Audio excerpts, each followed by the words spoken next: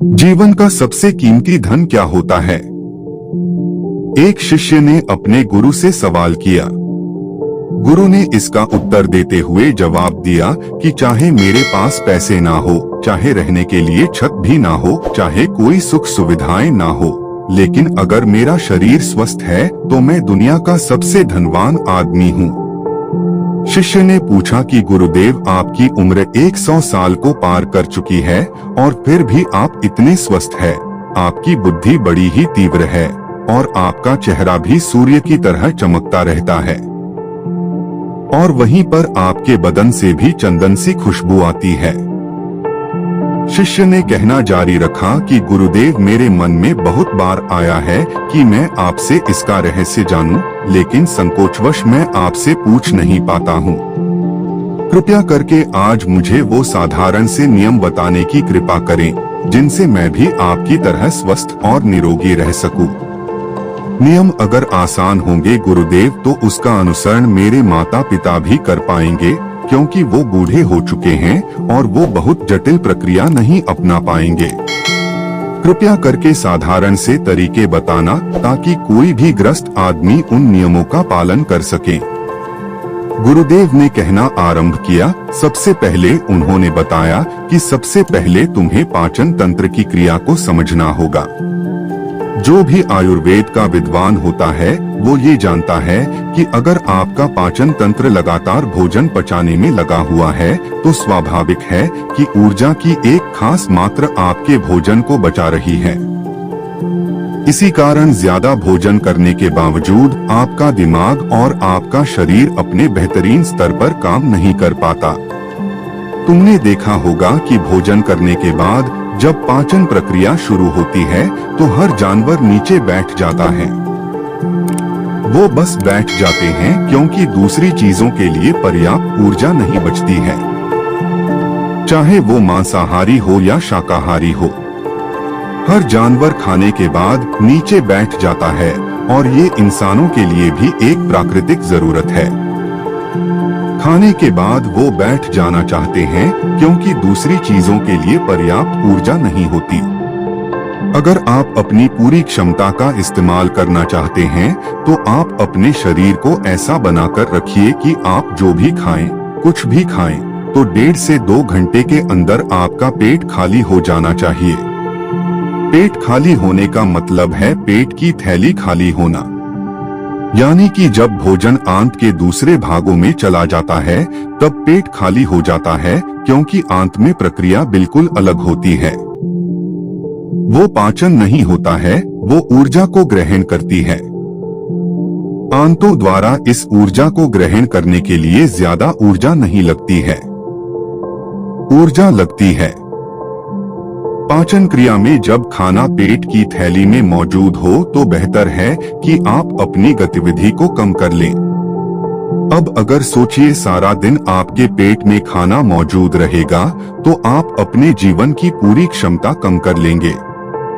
आप खुद देखिए कि जब आपके पेट में खाना मौजूद होता है तब शरीर कैसा महसूस करता है और जब पेट खाली होता है तब शरीर कैसा महसूस करता है।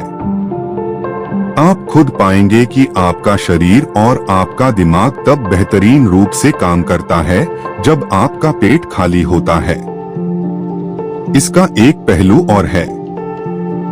देखिए, हम सब जानते हैं कि हमारा शरीर हर समय नई कोशिकाएं बनाता रहता है और पुरानी कोशिकाएं खत्म करता रहता है, जिससे हमारे शरीर का शुद्धिकरण होता रहता है।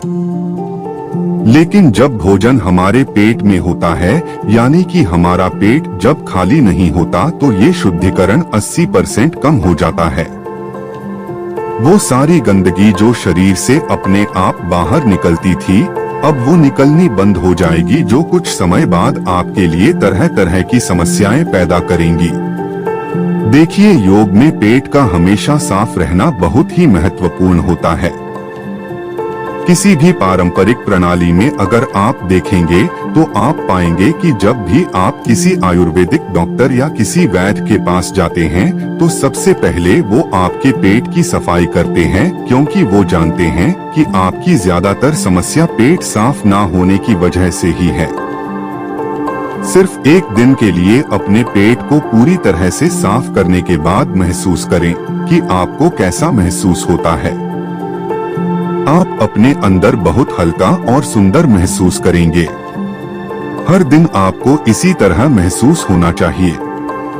आमतौर पर पारंपरिक रूप से घी को पहले निवाले के रूप में खाया जाता है। घी एक चिकनाई वाला पदार्थ है जो पूरी आहार नली को चिकनाई देता है। आपको सबसे पहले इसे ही खाना चाहिए ताकि यह भोजन के प्रवाह को आसान बना दे। जब आप बहुत मसालेदार भोजन खाते हैं तो उसे खाने से पहले आपके भोजन मार्ग पर घी की परत चढ़ाना बहुत अच्छा होता है। घी का महत्व ये है कि ये आहार नली को साफ रखता है। तो जो व्यक्ति घी का उचित तरीके से सेवन करता है उसका पेट हमेशा साफ रहेगा, क्योंकि वहाँ कुछ नहीं चिपकता। वहाँ कुछ भी लंबे समय तक ठहर ही नहीं सकता। पेट का कैंसर, आंत का कैंसर आजकल ये बहुत ज्यादा हो रहा है, तो अगर आप एक निश्चित मात्रा में घी का सेवन करते हैं तो ये घटना बहुत कम हो जाती है, लेकिन उसके लिए घी सही गुणवत्ता का होना चाहिए। सही तरीके से गाय या भैंस के दूध से बनाया जाए। अगर घी को उचित तरीके से गाय या भैंस के दूध से बनाया जाए तो इसके कई महत्वपूर्ण फायदे होते हैं। शिष्य ने सवाल पूछा कि गुरुदेव, पाचन क्रिया तुम्हें कुछ समझ गया हूँ, लेकिन आप ये बताएं कि आपकी तरह सूर्य जैसा तेज पाने के लिए, चमकता हुआ चेहरा प्राप्त करने के लिए क्या प्रक्रिया अपनानी चाहिए। गुरु ने इसका उत्तर देते हुए कहना शुरू किया कि देखिए, आज के समय में बहुत सारे लोग सुबह उठते ही खाली पेट चाय पीते हैं। चमकता हुआ तेजस्वी मुख पाने के लिए हमें कुछ प्रक्रिया नहीं अपनानी। हमें बस अपनी दिनचर्या सही करनी है, अपना खानपान सुधारना है। सुबह खाली पेट चाय पीना जहर के समान होता है। वो धीरे धीरे आपके अंदर आपकी आंतों को कमजोर कर देता है। पेट में धीरे धीरे एसिडिटी होने लगती है और अपने आप मन और मस्तिष्क सुस्त पड़ते जाते हैं।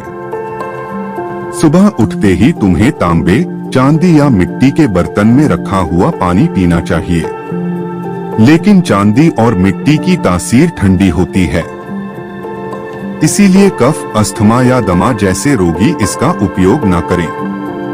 रात में आपने चांदी, तांबे या मिट्टी के बर्तन में पानी रख दिया और सुबह खाली पेट बिना दांतुन किए हुए उसे पी लिया।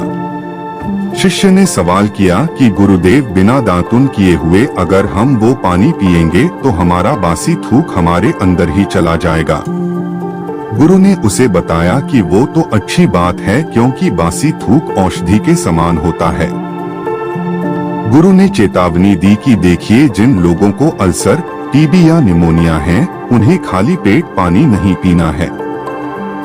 तांबे के बर्तन में रात में रखे हुए पानी में उसके संस्कार मिल जाते हैं। तांबे के गुण उस पानी में आ जाते हैं और वो तांबा हमारे शरीर में जाकर बहुत से लाभकारी फायदे करता है। गुरु ने चेतावनी दी कि अगर मजबूरी ना हो तो प्लास्टिक की बोतल में कभी पानी मत पीना, क्योंकि प्लास्टिक की एक ऐसी संरचना होती है, जब वो गर्म तापमान पर आता है तो प्लास्टिक धीरे धीरे पिघलना शुरू हो जाता है, और जब वो बहुत बारीक स्तर पर पिघलता है तो उसके कारण उस पानी में मिल जाते हैं, जो हमारे शरीर में जाकर कैंसर का कारण बन सकते हैं। देखिए, ये पानी पीने के बाद, अपना पेट अच्छे से खाली करने के बाद आप आंवला और सब्जियों का रस पी सकते हैं।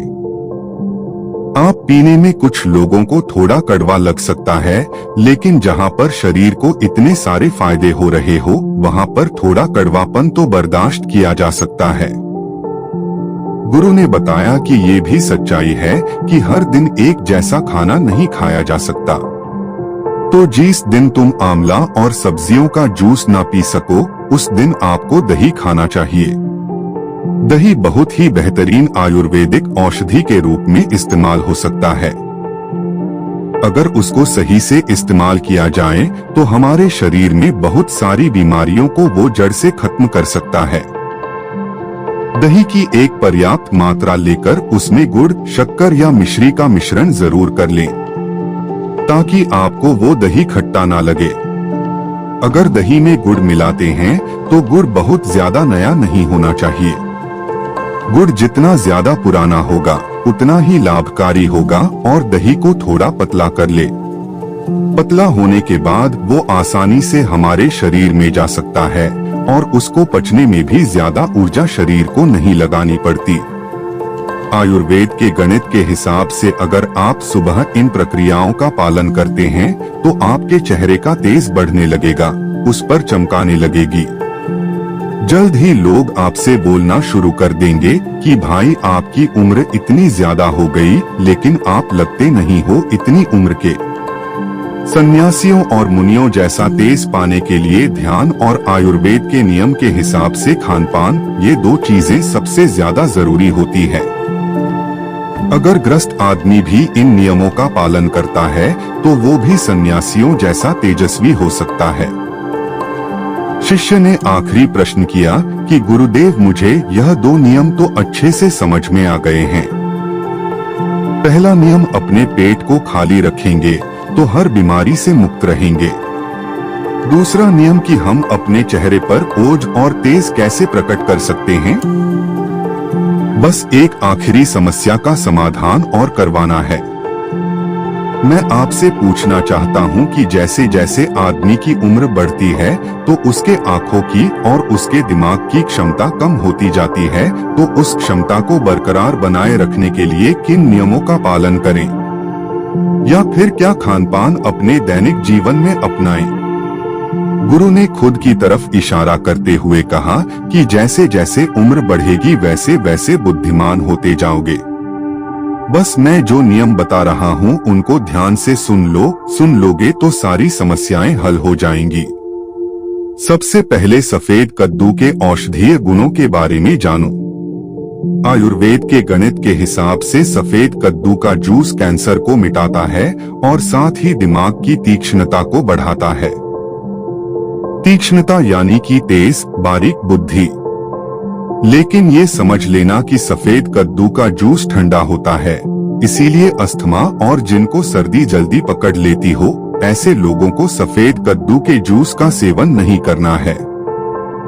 दिमाग और आंखों को तेज करने के लिए जो अगला नुस्खा मैं बता रहा हूँ वह हर कोई कर सकता है, बल्कि हर किसी को करना चाहिए।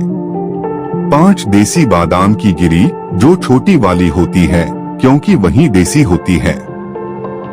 बड़ी वाली में इतने गुण नहीं होते हैं, इतना छोटी वाली गिरी में होते हैं। 5 छोटी बादाम गिरी और 1 अखरोट रात को पानी में भिगो दो। सुबह उनके छिलके उतारो और उन्हें किसी पत्थर के खरल में, याद रखना पत्थर का खरल किसी ऐसे वैसे बर्तन में नहीं, क्योंकि इससे उसकी गुणवत्ता खत्म हो जाती है। उस पत्थर में ये डालने के बाद उसे मथना शुरू करो। धीरे धीरे जब आप उसे पिसेंगे तो वो बारीक होने लगेगा और उसके बाद उसमें दूध डालना शुरू करो ऊपर से। दूध गाय का होना चाहिए, वो सबसे ज्यादा बेहतरीन रहेगा दिमाग के लिए।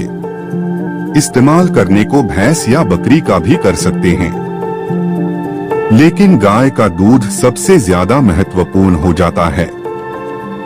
जब दिमागी समस्याओं के बारे में बात आती है तो अब उस बादाम और अखरोट को दूध के साथ पीसना शुरू करो। धीरे धीरे जितना आप पीसेंगे उतनी उसकी गुणवत्ता बढ़ती जाएगी।